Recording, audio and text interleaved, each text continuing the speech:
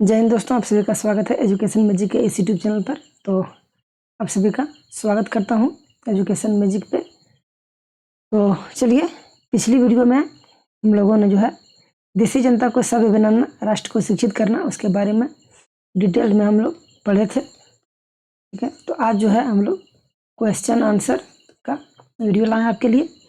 तो चलिए फटाफट से वीडियो को देखते हैं और आगे बढ़ते हैं। तो पहला प्रश्न जो है उसमें है निम्नलिखित को जोड़े बनाएं। ठीक है, तो दोनों साइड हमारा कुछ दिया है, उसको पेयर्स में यानी जोड़े में बनाना है। तो विलियम जोन्स का जो है इसमें जो उसका जोड़ा बनेगा, तो विलियम जोन्स का होगा प्राचीन संस्कृतियों का सम्मान। ठीक है, तो ये हो जाएगा प्राचीन संस्कृतियों का सम्मान विलियम जोन्स का। अब अगला है रविंद्रनाथ टैगोर। तो रविंद्रनाथ टैगोर का क्या होगा? प्राकृतिक परिवेश में शिक्षा। तो ये हो जाएगा इसका प्राकृतिक परिवेश में शिक्षा। उसके बाद आता है टॉमस मैकाले। तो टॉमस मैकाले जो है वो होगा अंग्रेजी शिक्षा को प्रोत्साहन। अंग्रेजी शिक्षा को प्रोत्साहन। उसके बाद महात्मा गांधी। तो महात्मा गांधी अंग्रेजी शिक्षा के विरुद्ध थे। अंग्रेजी शिक्षा के विरुद्ध। एक बच गया पाठशालाएं। तो पाठशालाएं का हो जाएगा गुरु। तो ये हो गया इसका मिलान। ठीक है, तो विलियम जोन्स जो है प्राचीन संस्कृतियों का सम्मान में होगा। रविंद्रनाथ टैगोर का जो संबंध है वो प्राकृतिक परिवेश में शिक्षा। थॉमस मैकाले का अंग्रेजी शिक्षा को प्रोत्साहन। महात्मा गांधी का अंग्रेजी शिक्षा के विरुद्ध। और पाठशालाएं का हो जाएगा गुरु। तो इस प्रकार से एक नंबर हमारा हो जाता है कंप्लीट। ठीक है, ये जो है हमारा कंप्लीट हो चुका है। अब देखते हैं अगला प्रश्न, प्रश्न संख्या 2। इसमें बोल रहा है निम्नलिखित में से सही या गलत बताएं। ठीक है, तो हमको बताना है कि इसमें से कौन सा सही है और कौन सा गलत है। तो पहला है जेम्स मिल प्राच्यवादियों के घोर आलोचक थे। तो यह जो है सत्य है। अब डायरेक्ट अगर क्वेश्चन आंसर का वीडियो देखेंगे तो आपको समझ में नहीं आएगी, इसलिए पहले आप जो है इसका डिटेल में हम आपको पढ़ाए हैं। तो पिछली वीडियो में आप उसको अच्छे से देख लीजिए, उसके बाद आपको समझ में आएगा। ठीक है, अगला है ख नंबर 1854 के शिक्षा संबंधी डिस्पैच में इस बात पर जोर दिया गया था कि भारत में उच्च शिक्षा का माध्यम अंग्रेजी होना चाहिए। तो यह सत्य है कि असत्य है दोस्तों? तो ये भी हमारा सत्य है। ठीक है, अगला है महात्मा गांधी मानते थे कि साक्षरता बढ़ाना ही शिक्षा का सबसे महत्वपूर्ण उद्देश्य है। तो यह बिल्कुल जो है गलत है। यह उनका मानना, यह उनका कथन और मानना नहीं है। तो यह बिल्कुल हमारा असत्य हो गया। अगला है रविंद्रनाथ टैगोर को लगता था कि बच्चों पर सख्त अनुशासन होना चाहिए। तो ये भी हमारा असत्य है। ठीक है, तो वे चाहते थे कि बच्चों को जिस तरह से उनकी आयु है, जिस तरह से वो सोच सकते हैं, उसी प्रकार से उनको शिक्षा दी जाना चाहिए। ठीक है, तो 2 नंबर हमारा कंप्लीट हो गया है। आगे बढ़ते हैं, देखते हैं 3 नंबर। 3 नंबर में है, उसके बाद है आगे आइए विचार करें। अब जो है हमें विचार करने का जो है संबंध यानी लॉन्ग क्वेश्चन को हम पढ़ेंगे। 3 नंबर में है विलियम जोन्स को भारतीय इतिहास, दर्शन और कानून का अध्ययन क्यों जरूरी दिखाई देता था। ठीक है, तो इसका उत्तर जो है हम क्वेश्चन को देख लीजिए फिर से। विलियम जोन्स को भारतीय इतिहास, दर्शन और कानून का अध्ययन क्यों जरूरी दिखाई देता था। इसका उत्तर जो है विलियम जोन्स को भारतीय इतिहास, दर्शन और कानून का अध्ययन इसलिए जरूरी लगता था क्योंकि वे भारत की परंपराओं, संस्कृति और न्याय व्यवस्था को गहराई से समझना चाहते थे। कानून बनाने और न्याय करने के लिए भारतीय समाज के प्राचीन ग्रंथों और परंपराओं का ज्ञान आवश्यक था। उन्हें विश्वास था कि भारतीय सभ्यता का अध्ययन यूरोप के विद्वानों के लिए भी उपयोगी होगा। ठीक है, इसके माध्यम से वे भारतीय और यूरोपीय विचारधाराओं के बीच संबंध स्थापित करना चाहते थे। ठीक है दोस्तों, एक बार फिर से आपको हम समझा देते हैं कि विलियम जोन्स को भारतीय इतिहास, दर्शन और कानून का अध्ययन क्यों जरूरी था। वो इसलिए जरूरी था कि वो उनका मानना था कि अगर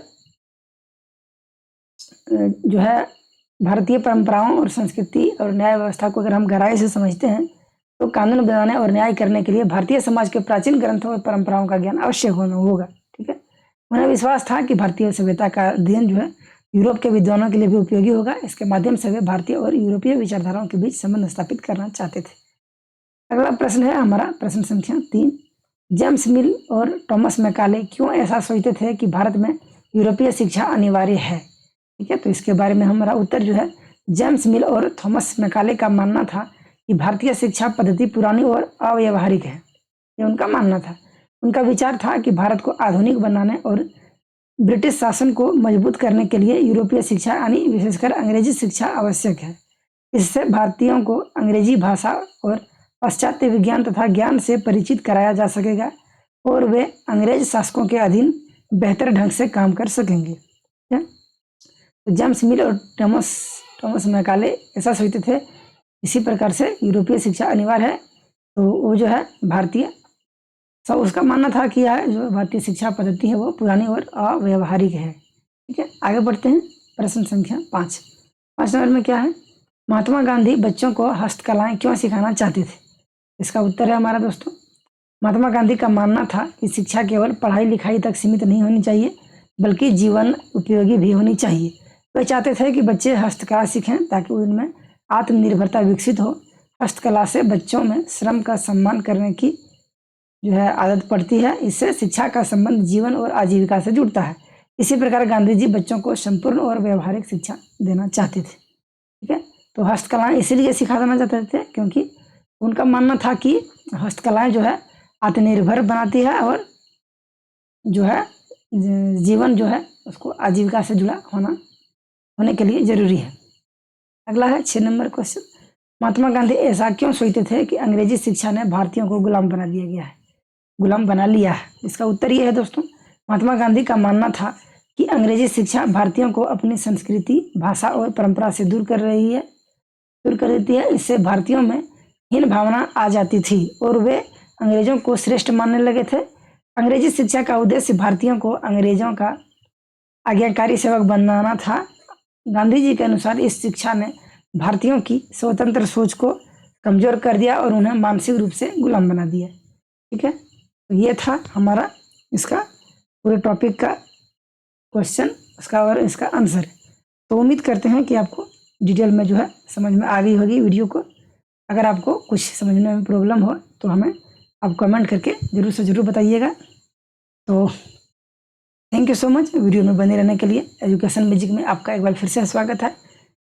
तो अगर आप जो है चैनल पर न्यू हैं तो चैनल को सब्सक्राइब करना नहीं भूलिएगा। ठीक है, आपका एक सब्सक्राइब हमें मोटिवेट करता है और हमें आगे बढ़ाने में मदद करता है। हम आपसे वादा करते हैं कि आपको हम एक भी पॉइंट, ठीक है, एक